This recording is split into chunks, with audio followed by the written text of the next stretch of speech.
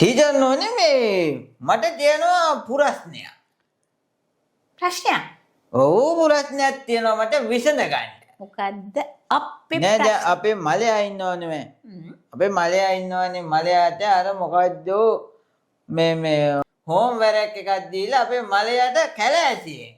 අයියෝ හෝම්වර්ක් එකක් දීලා ක්ලාස් එකේ. හා. ඔව් එතකොට දැන් ඒකේ තියෙනවා මෙහෙම කතාවක්. කොහොම කතාවක්ද?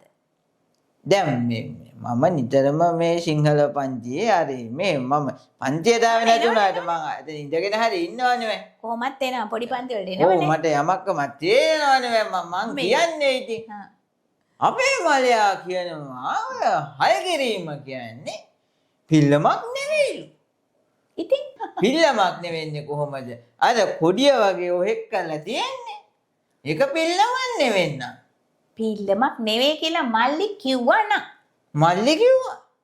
මල්ලි හරි.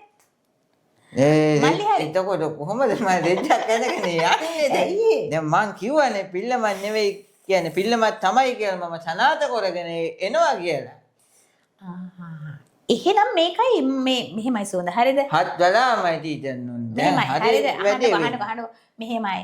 හල් කිරීම කියන්නේ පිල්ලමක් කියලා හැමෝම හිතන් හිටින හල් කිරීම කියන්නේ පිල්ලමක් නෙමේ තමයි. ඇයි? ඇයි දන්නවද? දන්නේ නෑ දන්නවනම් මම දැන් දවස් පන්තිරේල මොනවද අනේ ඉගෙන ගත්තේ? නෑ දන්නවනම් මෙහෙම විල්ලැජ්ජ වෙන වැඩක් වෙනකම් බලන් ඉන්නේ නෑනේ මම. අයියෝ. හල් කිරීම කියන්නේ පිල්ලමක් නෙමේ තමයි. ඇයි? හල් කිරීම කියලා පිල්ලමක් නෑ. මෙතන තියෙන ස්වරාක්ෂර ටිකනේ. ව්‍යංජන අක්ෂර තියෙනවනේ යට. ඔය ව්‍යංජන අක්ෂර සියල්ල තියෙන්නේ හල් ස්වරූපයෙන් පුතේ. දැන් අපි කීවට කජට දප එහෙම කියලා කීවට ඕක තියෙන්නේ එහෙම නෙමෙයි. මෙහිමයිනේ තියෙන්නේ ව්‍යංජන අක්ෂර තියෙන්නේ. දැන් ක කියලා නැහැ මෙහෙම තියෙන්නේ. ච් ට් ත් ඔප් ඔහොම තියෙන්නේ ඔක්කොම. මෙහෙම තියෙන අක්ෂර ටික හල් ස්වරූපෙන් තියෙන්නේ. එතකොට දැන් මේක අපිට ඉගෙන ගන්න යනකොට ඔහොම කියන හිරෙනානේ. ඒ හින්දා තමයි අපි මේ විදිහට හදාගෙන කියන්නේ. කොයි විදිහටද?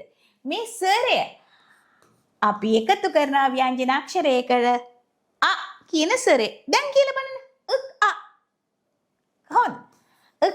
ක මේ ච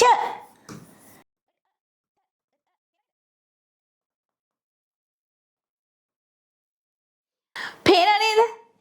මෙන්න මේ ව්‍යංජනාක්ෂරයට අ කියන ස්වරය එකතු කරලා තමයි අපි අර උච්චාරණයේ පහසුවට තමයි අපි මේ විදිහට කචර තප ගජර දම ඔය විදිහට හදාගන්නේ. එතකොට පුතේ හල් කිරීම කියලා කියන්නේ පිල්ලමක් නෙවෙයි ව්‍යංජනාක්ෂරේ මුල් ස්වරූපය.